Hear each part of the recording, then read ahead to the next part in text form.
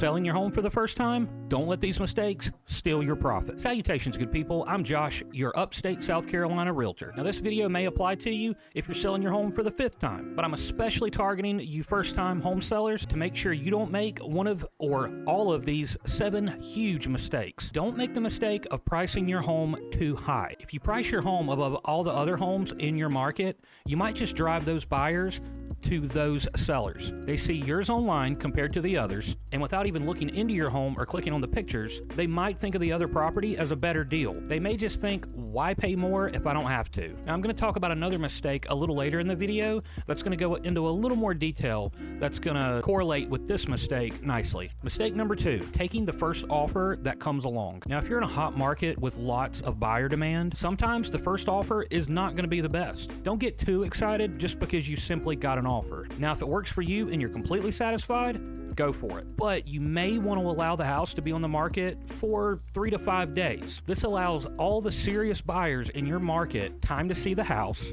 think about it, and then present their best offer. The next mistake could be not fixing the things on your to-do list. You know all those things you've been meaning to fix and just haven't gotten around to it yet? Well, now's the time to get those things done. If buyers walk through your house and all they can see is little problems that need attention, it's going to make them wonder just how many other bigger problems there are that they can't see. Don't give them a reason to write a low offer, or even worse, walk away completely. Not answering offers in a timely manner. In almost every single case, a buyer's offer will have an expiration date. If the offer expires at midnight tomorrow and you don't answer until the day after, that offer is no longer binding and they can walk away regardless. Don't lose a solid buyer because you couldn't give them an answer before the deadline. Now, if you have multiple offers, let everyone know when you plan to respond and make your final decision, and stick to it. Now, this next mistake is the one I was referring to that ties in well with number 1, and that's taking the highest offer without considering fair market value. Let's say you listed your house at $350,000 and get an offer for $400,000 from an FHA buyer. When the appraiser comes to see the house, if he or she thinks the house is worth $350,000, you will either need to reduce the price of the house or cancel the sale and put it back on the market if you and the buyer can't negotiate from there. It's just another headache you don't want to have to deal with. And the chances of the FHA buyer willing to pay that $50,000 in cash is slim to none. And of course, your realtor can help you determine what the strongest offer is. The next mistake is choosing a realtor to list your home that only relies on old school methods. I'm talking about postcards, newspaper ads, and some would even consider open houses to be a little old school. While these can sometimes be somewhat effective, they're just not optimal in today's climate and society. And before you realtors come at me in the comments, let me ask you this.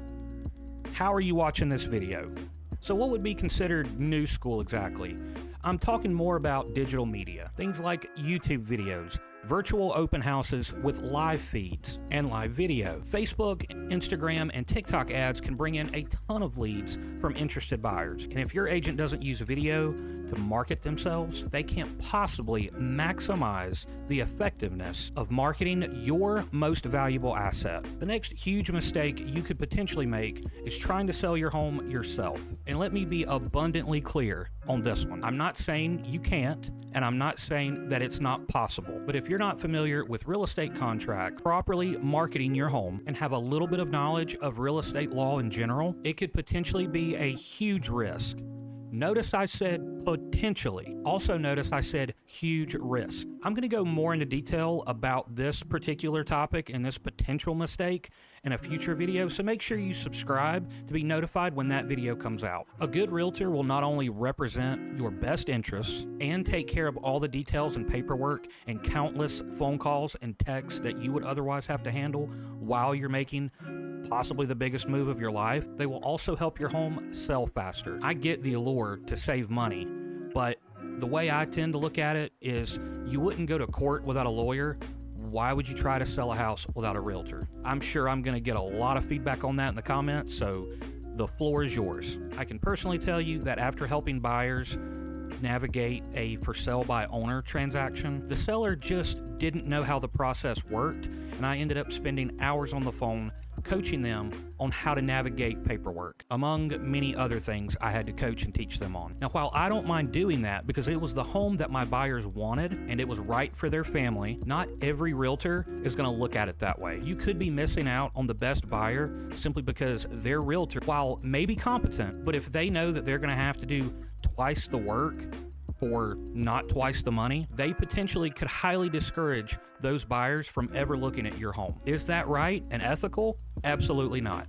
And I don't agree with it. But just like in every profession and every industry, there's going to be some bad apples. I've tried to be as transparent as I possibly can with this topic. Now, while there's many more mistakes you could potentially make when selling a home, I hope this list has at least given you a place to start. However, if there's anything I can do for you in the upstate of South Carolina or South Carolina in general, my information will be right here and in the description of this video. Whether it's buying or selling a home, pick up the phone and give me a call. I'll talk to you. I've been Josh Oglesby with Real Broker LLC and Upstate SC Living, reminding you to work hard, be kind, and do enjoy yourselves.